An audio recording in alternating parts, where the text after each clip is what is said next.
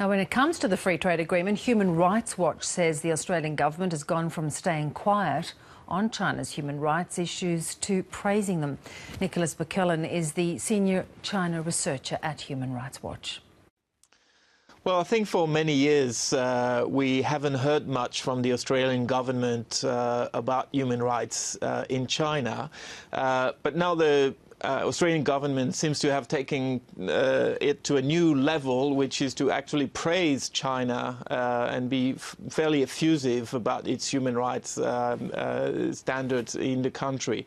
So actually there seems to be a connection between increased trade and business agreements with China and the Australian government toning down even further its rhetoric on human rights issues. Is it not a case that perhaps they've been prepared to take that behind closed doors so as not to embarrass the Chinese?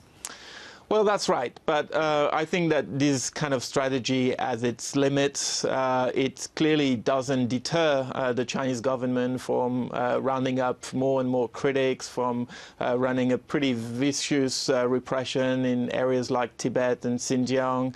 And there is a need for government to speak out and speak out publicly and loudly about certain human rights issues in China. And the behind closed door argument is generally just an excuse not to bring up these issues. Now, of course, Australia wouldn't be alone with regard to that sort of backing off on criticism, because China has become such a big trading partner with so many countries. Yeah, that's right. I think that China has been pretty good at leveraging its economic and trade weight around the world to sort of press other governments not to raise issues such as human rights or Tibet or the death penalty, organ trade, any of the issues that you see in China. Australia has sort of tied its boat more closely to China than ever, and so it has an interest in the country evolving in the right direction instead of going in the wrong direction. And what we've seen with the new Chinese president, Xi Jinping, is the opposite of what politicians have told us for more than a decade, which is that closer economic ties with China would allow us to have a more frank and constructive discussions about human rights. We're seeing the opposite. We're seeing China sort of cracking down on dissent at home, on internet, on the press, on civil society, NGOs, more than it has ever done. And I think there is a direct connection between this assurance, self-assurance that China displays about cracking down on dissent at home and the lack of a public challenge coming from the international community and Australia in particular. Now, of course, these free trade deals are the flavour of the moment for many countries, and everyone talks about more people coming into the middle class, greater opportunity, cheaper goods right across the world. What is Human Rights Watch assessment of that? Is it more exploitation?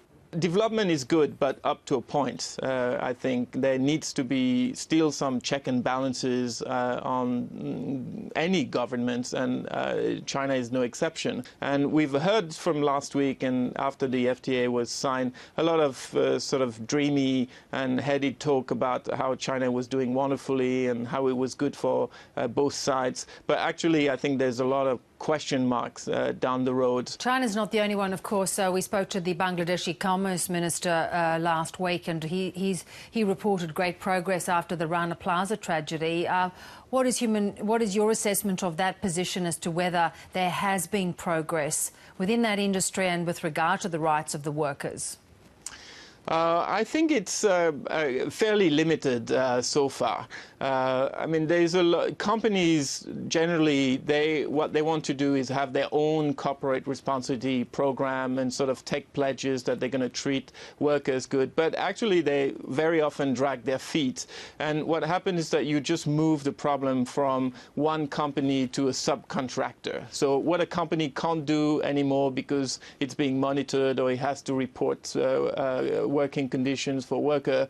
It just delegates to another subcontractor that doesn't really appear on the paperwork. So there is really nothing that matches, a free press, NGOs that do monitor this, workers having the ability to organize, and information that flows freely.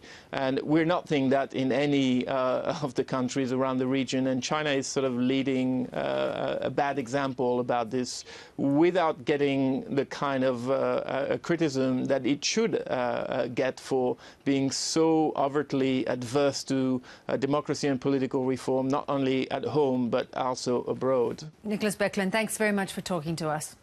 Thank you very much.